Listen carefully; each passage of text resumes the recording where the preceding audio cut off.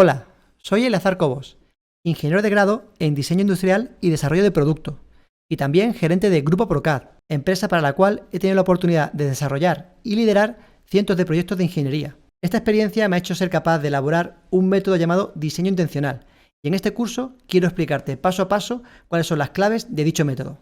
En la clase de hoy quiero mostrarte cómo realizar una pieza de principio a fin aplicando todos y cada uno de los conceptos que hemos aprendido previamente en teoría acerca del método de diseño intencional. Tenemos esta pieza que resolver y queremos hacerlo cambiando nuestro esquema de trabajo para adaptarlo al método de diseño intencional. Aún no hemos profundizado en cuáles son los puntos que establece el método, ya habrá tiempo de eso. Pero yo quiero ir poco a poco anticipando lo que viene. Y lo que tenemos que tener muy claro es que el método nos intenta hacer un uso óptimo de la herramienta para la manera en la que este software trabaja. Entonces, como hemos visto más o menos que el software se basa en plano, croquis, operación, parece intuitivo pensar que nuestra forma de trabajar tiene que fomentar o potenciar ese esquema de trabajo. Es decir, cuantos más planos, croquis y operaciones yo tenga distribuidos en mi árbol de operaciones, mejor me estaré adaptando a la forma de trabajo. Porque si tengo que editar algo y tengo todo muy bien segmentado y disociado, podré ir a la herramienta u operación en concreto y actuar sobre ella. Entonces, lo primero que tengo que tener muy claro es que para aplicar el método de diseño intencional es básico adaptarme al software. Y eso quiere decir que voy a maximizar el uso de operaciones. Cuantas más operaciones tenga para resolver un objeto, mejor. Intuitivamente, muchos piensan incluso lo contrario. Piensan que cuantas menos operaciones y todo de golpe, mejor. Y eso es todo lo contrario a lo que tendríamos que hacer. Entonces, para yo plantear cuál sería el primer croquis de esta pieza, de este objeto a modelar, tengo que tener en cuenta cuál es la vista más representativa de mi objeto. Y esa vista, reflejarla en lo que se conoce como un esquema base, un croquis base. Para mí, a todas luces, es esta vista de alzado. Entonces, si yo tengo que hacer uso de esa vista de alzado y tengo que dejarlo reflejado en lo que se conoce como croquis base, vamos a elegir un plano que coincida con esa posición en el espacio. Yo quiero ver mi pieza más o menos así. Pues, ¿dónde tendría que dibujar yo esta vista? ¿O sobre qué plano tendría que dibujarlo para que se oriente como se ve en esta imagen y que el plano de suelo quede en esa posición? Pues parece que viendo los ejes coordenados debería ser X e Y y Z hacia arriba. Eso es normalmente lo que pretenderíamos hacer. Pero SolidWorks, por algún motivo, siempre nos elige por defecto el plano, digamos, de trabajo inicial como el XZ, con el Y en vertical. Eso se puede cambiar. Es algo que es muy sencillo hacer y que mucha gente desconoce. Es muy sencillo desde hace pocas versiones, pero es verdad que en cuanto se implementó, en la 2019 o 20, ya es posible hacerlo y yo siempre recomiendo que lo hagamos, ¿vale? Dentro de orientación de vista, aparece un menú que me permite acceder a más opciones. Si le pincho en más opciones, puedo elegir qué tipo de eje es el que manda en mi escena. Y yo voy a elegir que sea el Z hacia arriba, para que el plano XY sea el plano de suelo. Activando esta opción, antes de empezar a trabajar y aplicando el cambio, ya tengo el XY y el Z hacia arriba, que es a lo que estamos la mayoría acostumbrados cuando estamos dibujando en 3D. Entonces, partiendo de este punto de inicio, ahora sí ya puedo elegir el plano X, y Z como el plano del croquis base. Vamos a hacerlo dándole a cinta de croquis, herramienta de croquis, y ahora voy a dibujar sobre vista lateral. Vista lateral, no, planta. Vamos a dibujar sobre planta, porque vista lateral me suena justamente a eso, a un perfil. Entonces vamos a dibujar sobre planta, y estando sobre planta, lo primero que veo son dos ejes de color rojo. Esto me está indicando unívocamente que estoy en croquis. Y es un indicador que todos tenemos que estar muy pendientes a él. Siempre que vea dos ejes de color rojo, estoy dentro de croquis. Por lo tanto, si yo estoy ahora mismo viendo, aparte del origen global de mi escena, dos ejes de color rojo, sé que estoy en la herramienta de croquis. También me lo está cantando el que aparezca el corner de validación de croquis. Esto se llama corner de validación y me está cantando que estoy usando ahora mismo todas las opciones que se pueden aplicar dentro del nivel croquis. Ya no estoy en el nivel pieza, sino que estoy en un nivel por debajo y es un croquis concretamente apoyado en el plano de planta. Dicho esto, ¿cómo plantearíamos de forma intuitiva el modelado, bueno, el dibujo 2D de este esquema base? Pues lo más normal es que la mayoría empiece con líneas, ¿no? Y empiece a dibujar. Bueno, vamos a...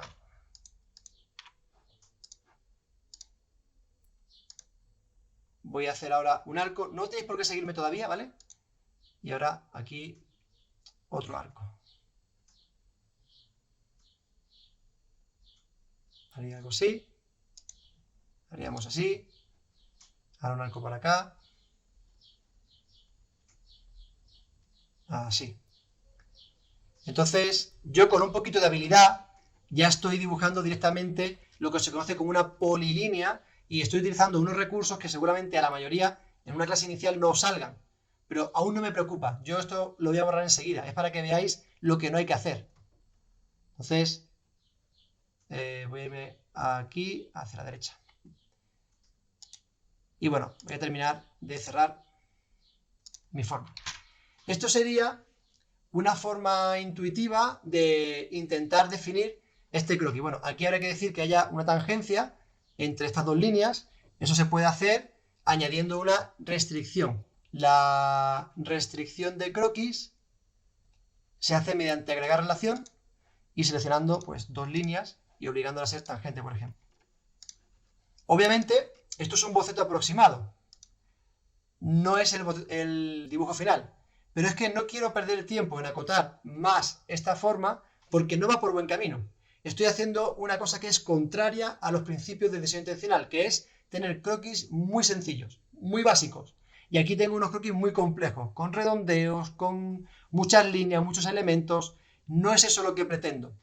Además, no estoy teniendo en cuenta que hay una serie de operaciones a realizar en mi pieza que no se ciñen única y exclusivamente al contorno definido por el volumen de la pieza, sino que hay otras geometrías más abstractas que pueden serme útiles para hacer según qué cosas en el futuro.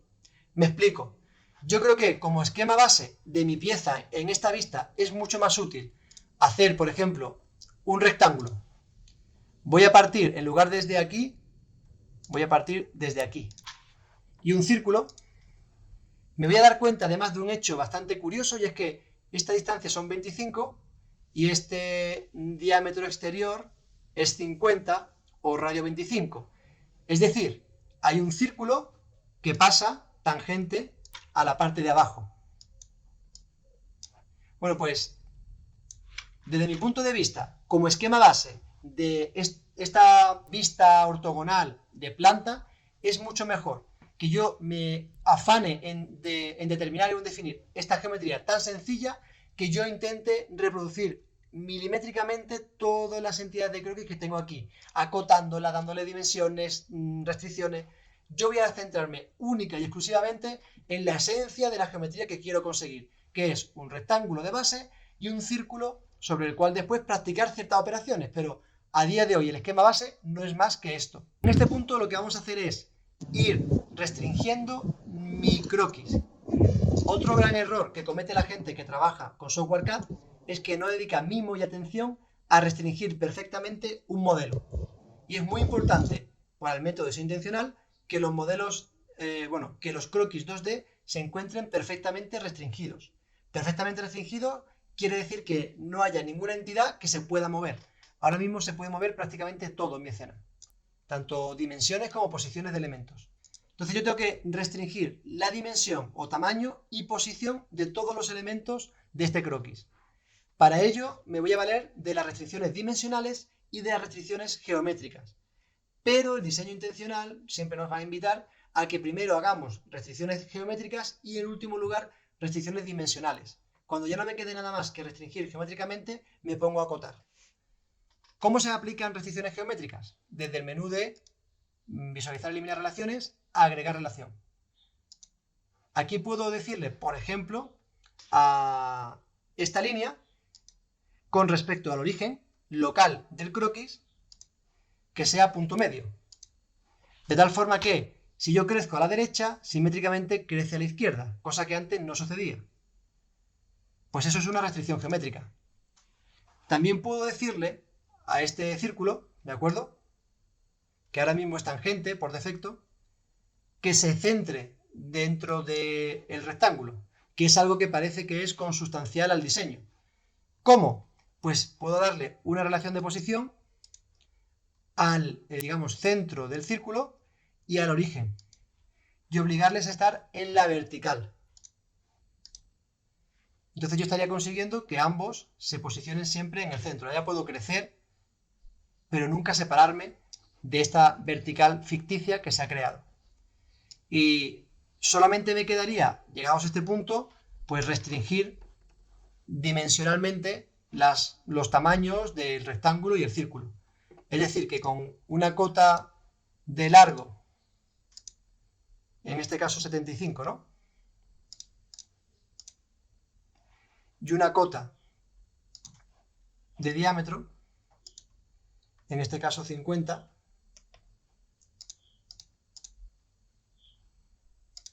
más esta de ancho del rectángulo, que sería 19, voy a conseguir dejar perfectamente restringida mi geometría de lo que se considera el esquema base de esta pieza. Y así me voy a quedar y con esto me voy a conformar. Que muchos pensaréis que no es suficiente, pero es que estoy trabajando en un esquema base. No estoy trabajando en definir todavía ninguna operación como tal, físicamente, de mi modelo. Solamente estoy planteando cuál va a ser la distribución de volúmenes en el espacio, más o menos. Así que ahora que ya tengo más o menos planteada esta distribución de volúmenes, vamos a hacer algo que es muy importante en el método, es ser ordenados y renombrar todos los elementos del árbol. Este, en concreto, se va a llamar croquis base XZ, ¿vale? Porque es un croquis base en el sentido de que es la primera operación para vertebrar el volumen de mi pieza en el espacio, pero sobre el plano XZ. Toda esa información la tengo aquí, en el nombre. Y eso es muy importante, ser ordenados. Generada esta primera operación que ya nunca más debo utilizar. A partir de ahora, yo no voy a sentarme nunca más en este croquis, sino que lo voy a tener como referencia para otras cosas, pero nunca lo voy a utilizar para operar con él. Eso es algo que también choca al principio, y es que hay ciertos croquis, como son los croquis base de mi modelo, que obligatoriamente tienen que estar siempre visibles en mi árbol de operaciones. Y para que estén siempre visibles, no pueden estar formando parte de otra operación, porque en el momento que yo, por ejemplo, le dé a operación extruir y utilice este croquis, me da igual lo que extruya. Yo no voy a centrarme en eso ahora mismo, voy a dar a validar. Solo quiero que veáis que he perdido el croquis. Para encontrarlo tengo que desplegar la operación y buscarlo dentro de una operación. Esto es muy incómodo. Yo lo que quiero es tener ese croquis base siempre accesible y visible. Por lo tanto, el método de diseño intencional también nos dirá que partamos de un croquis base intocable y a partir de ahí generemos nuevos croquis que se pueden apoyar en este croquis las veces que yo necesite, pero que nunca se utilice este primer croquis para operar con él. Por lo tanto, lo primero que voy a hacer es crearme ahora un plano a partir del cual yo empezar a hacer esos croquis que me faltan. Para hacer un plano en SolidWorks utilizo la herramienta de geometría de referencia. Y elemento plano te pide 3 referencias. No es obligatorio poner 3, puedes poner solamente 2, incluso con una sola referencia también se puede, pero en este caso yo voy a centrarme, por ejemplo, en 2 líneas. Estas 2 líneas me definen un plano y valido. Aquí lo que la mayoría me diréis es, oye, pero si ya tienes un plano que es el de planta, que es coplanario con el que tú acabas de crear, ¿por qué no te apoyas en el plano de planta? Hay un método, o sea, hay un motivo para que yo haga esto. Ese motivo se explica obviamente en el método de diseño intencional. Yo lo cuento rápidamente. Después profundizaremos en el por qué. Pero básicamente es porque hay un principio de diseño intencional que nos dice que tengo que evitar apoyarme en relaciones absolutas. Y el plano alzado, planta y vista lateral es algo absoluto respecto de mi escena. No se pueden cambiar. Este plano, sin embargo, está construido en base a 2 líneas que pertenecen a un croquis de mi modelo. Es algo relativo a mi propio trabajo. Y sí puedo modificarlo de forma sencilla. Así que para no infringir esa norma del diseño intencional, yo creo un plano coplanario, el que ya existe, que es el que voy a llamar plano de trabajo. Por supuesto, tendré que llamarle XZ. Y en este plano de trabajo es donde yo ya puedo empezar a hacer croquis con los que hacer operaciones, dejando siempre visible este primer croquis base. Vamos a crear precisamente, pues por ejemplo, un croquis en el plano de trabajo, y este no necesita necesariamente de dibujar nada. Puedo reutilizar lo que ya existe en otro croquis. Y qué mejor que reutilizar lo que está en el croquis de esquema base.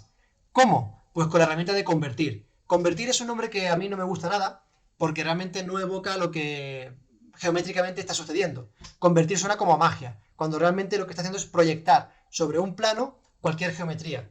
¿Qué pasa? Que si yo estoy proyectando sobre un plano coplanario a otro, pues sí, puede ser como magia, porque parece como que se convierte de repente, pero estoy proyectando en perpendicular a dos planos coincidentes. Así que, si le doy a convertir, aunque parezca magia, van a aparecer las líneas que yo seleccione de mi croquis de fondo. Si yo selecciono todo esto y valido, ¡plam!, aquí aparecen. No estoy convirtiendo líneas de la nada, estoy realmente proyectando de un croquis a un plano coplanario y que por lo tanto, pues, está una línea sobre otra. Si eso se ha entendido bien, yo ya tendría la definición de mi primer elemento. Lo que sí me suele gustar en este croquis es no utilizar contornos que se cruzan. Para ello utilizo la herramienta de recortar y puedo, con la quinta opción seleccionada, que es la que más me gusta a mí personalmente, hay muchas formas de recortar, pero esta es la que suelo utilizar habitualmente, ir clicando en esos tramos de recta que quiero que desaparezcan y quedarme solo con el contorno exterior. Esto lo hago básicamente por un principio de eficiencia a la hora de trabajar. Por experiencia os digo que el kernel del programa CAD suele trabajar mucho mejor los contornos cerrados y los mueve más ligeramente que los contornos cruzados. Le cuesta mucho más interpretar esa información y se satura antes la gráfica y la generación de gráficos sobre el visor. Así que siempre que tenga contornos cerrados es preferible sobre contornos cruzados. Valido. Y como todo lo que tengo en mi escena está de color negro, estoy de alguna manera seguro de que todo lo que hay aquí está perfectamente restringido. No tengo que añadir ninguna restricción ni geométrica ni dimensional. Si no, lo vería de color azul y se podría mover, cosa que aquí no puedo. Yo no puedo mover nada. Todo está bloqueado. Pues solo cuando he cumplido con ese criterio, valido el croquis y ahora sí, fijándome o cerciorándome de que todo está perfectamente definido, voy a operar con este croquis, pero con este croquis y no con este. Por eso no recomiendo utilizar el visor, porque si yo selecciono en el visor, no estoy seguro de si estoy seleccionando el primero, que es lo que hace por defecto, o el segundo. Sin embargo, si yo me voy al árbol de operaciones y clico en el croquis 2, sí que estoy seguro de que estamos trabajando, en este caso, con el croquis que no es base, que es lo que yo quiero y pretendo. Vamos a utilizar con el croquis 2 seleccionado la herramienta extruir. Y vamos a hacerlo por el valor de 40 que marca mi plano. Pero ya que estamos, hagámoslo de forma coherente. Vamos a intentar que mi pieza quede simétrica con respecto a los planos principales de mi escena, que no cargue el peso ni a un lado ni a otro. Para ello, en la dirección 1, puedo dar condiciones de creación y puedo decirle que crezca en plano medio. ¿Qué estoy consiguiendo con esto? Que ahora tenga el origen o centro de gravedad de mi pieza pues coincidiendo con el plano de trabajo, ¿vale? Que siempre es interesante para, según qué operaciones de cálculo de masa y demás, nos puede ser útil en el futuro. Así que yo, como no me cuesta nada, lo hago con esa opción activa. Y una vez que ya he creado esta operación, valido. Entonces aquí, lo más normal es que un usuario que no tiene conocimiento del método me pregunte, oye, ¿y por qué estás extruyendo todo esto si aquí hay un corte y un agujero que realmente no tienes que trabajar con él, que no tienes que extruir, no tienes que modelar? Pues estoy haciendo esto porque quiero respetar un principio básico del diseño intencional, que es que vamos a maximizar el número de operaciones que emplear o utilizar en un modelo. Y si yo quiero maximizar el número de operaciones, voy a tener que dividir mi trabajo en tantas como sea posible. Así que yo voy a hacer unas operaciones de adición de material, unas operaciones de sustracción de material y unas últimas operaciones de detalle o incluso reutilización, ¿no? Simetrías, matrices. Cuanto más subdivida en operaciones el resultado final, mejor. Yo no quiero llegar en un solo croquis a la forma definitiva. Quiero ir paso a paso. Es un método en el que el paso a paso, operación a operación, pesa mucho. No siempre tengo que ir dando pasos digamos, de enanito, no tengo que ir dando pasos muy cortos, si no es estrictamente necesario, pero tampoco puedo ir muy rápido, tampoco puedo avanzar 3 pasos de golpe. Y una forma muy clara de saber cuáles son los pasos mínimos para trabajar con el método de edición intencional correctamente aplicado es, como mínimo, tener en cada pieza que yo modele diferenciado 3 estados: adición de material, sustracción de material, detalle y reutilización. Bueno, 4 estados realmente, ¿vale? Adición de material, sustracción de material, detallado y, por último, reutilización de todo lo que yo ya he creado anteriormente. Entonces, una vez que ya hemos creado la primera operación y hemos dicho que vamos a intentar dividir como mínimo en adición, sustracción, detalle y reutilización, ¿qué mejor que llamarle a esta primera operación adición?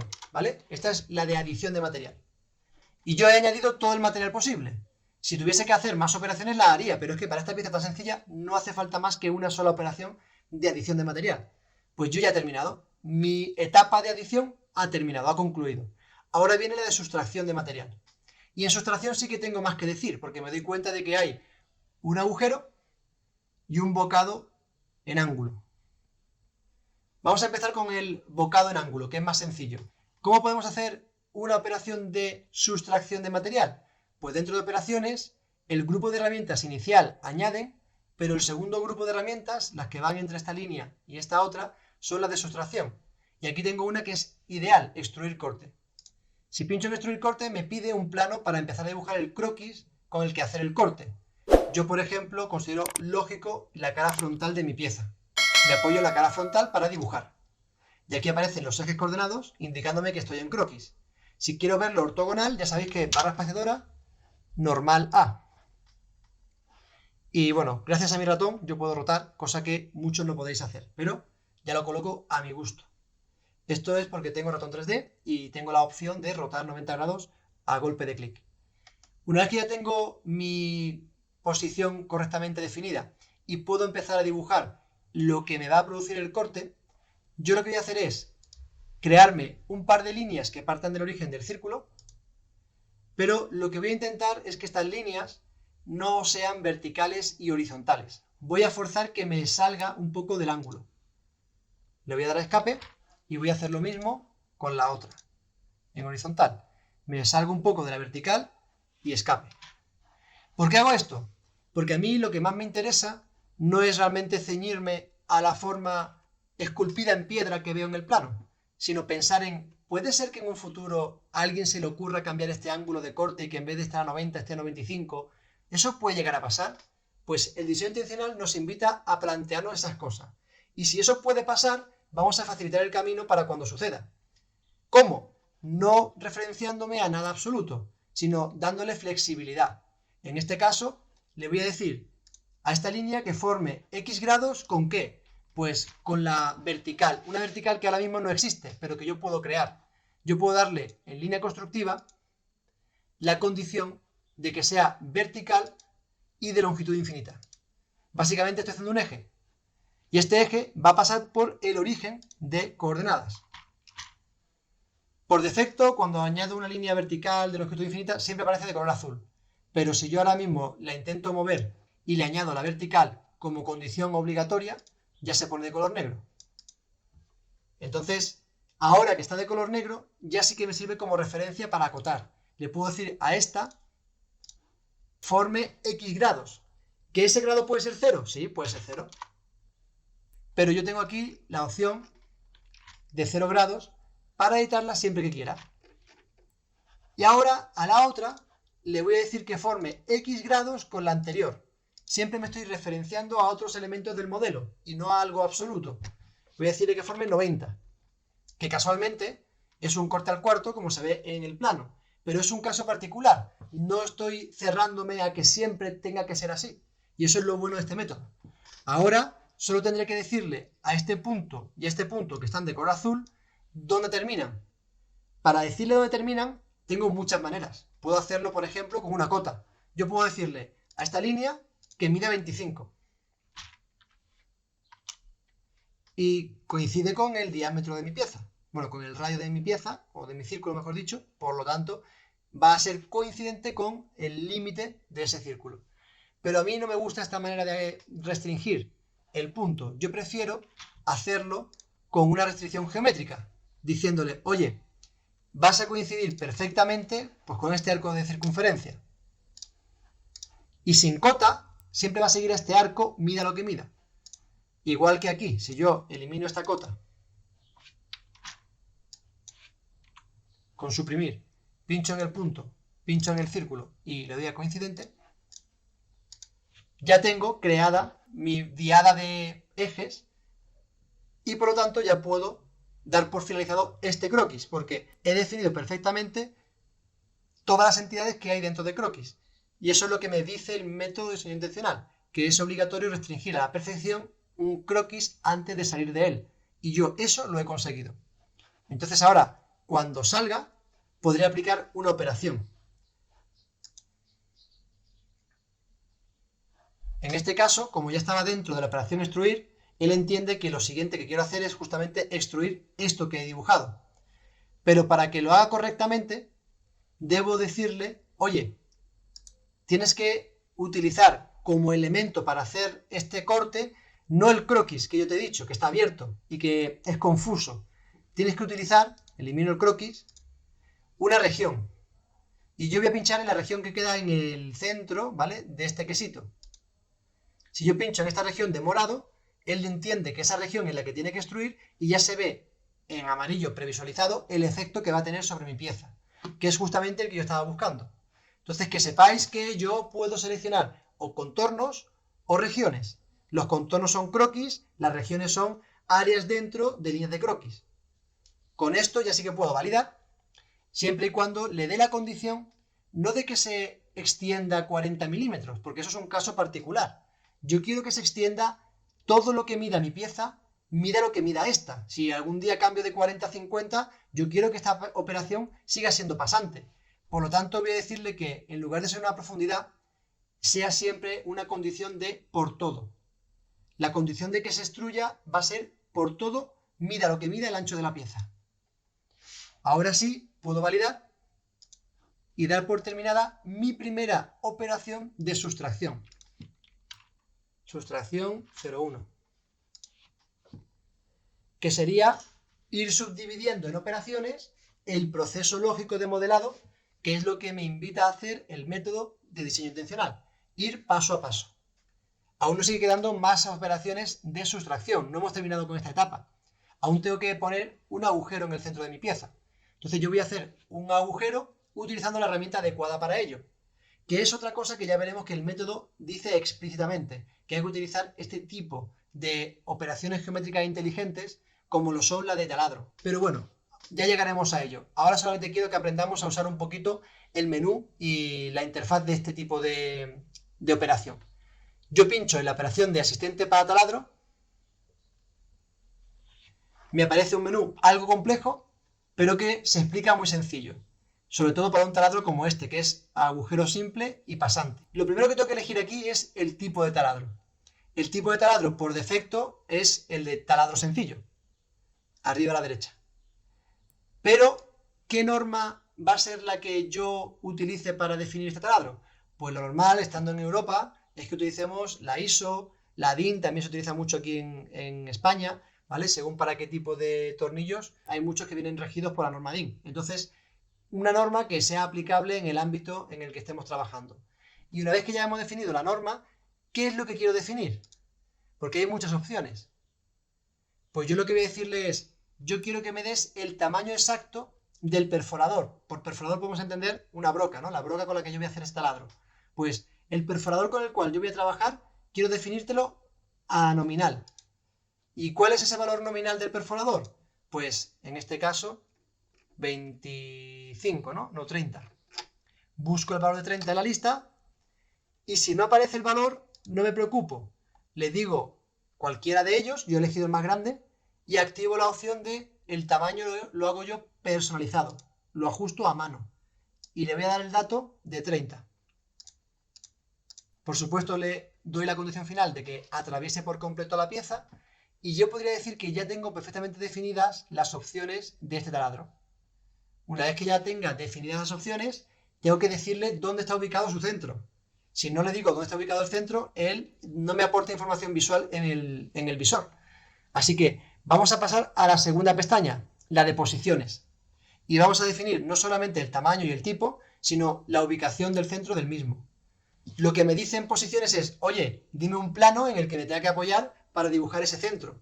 Pues voy a utilizar el mismo plano que antes, que es la cara más exterior de mi pieza. Una vez que estoy en un croquis, ya veo los dos ejes de color rojo y ya se empieza a previsualizar un poco cómo va a ir el taladro. Donde yo pinche o suelte este lapicillo, ahí irá el centro. ¿Dónde tendría que ir? Pues obviamente justo aquí, en el punto donde convergen las dos líneas del corte al cuarto. Una vez que yo suelto una vez, ya se crea ese primer taladro. Yo podría seguir creando taladros, pero no es lo que voy a hacer. Pero que sepáis que yo puedo crear tantos taladros como quiera dentro de una sola operación de taladro. Ahora mismo, con uno es más que suficiente. Por eso yo voy a validar y voy a ver el efecto en mi pieza. Esto ya sí que se va pareciendo un poquito a lo que la mayoría intuitivamente querría haber conseguido de golpe, ¿no? De llego, dibujo el croquis y extruyo. Pues nosotros hemos llegado a este punto en 4 operaciones, bueno, 4 o 5, ¿no? 1, 2, 3, 4 y 5. Pero hemos llegado. ¿Qué es lo que realmente estamos buscando? Llegar a este punto, pero haciendo un uso del método. Esta operación sería sustracción 0,2.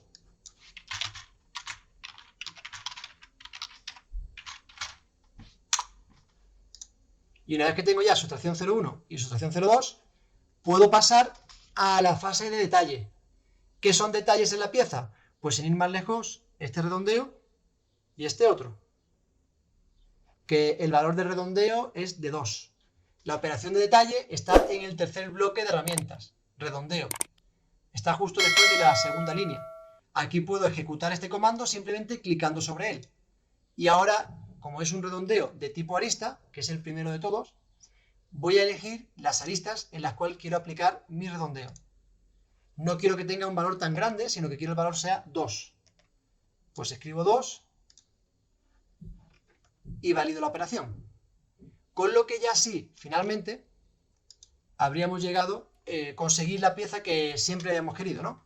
Voy a darle a vista dimétrica y una vez que ya hemos conseguido modelar mi pieza, es el momento de renombrar la operación. Detalle.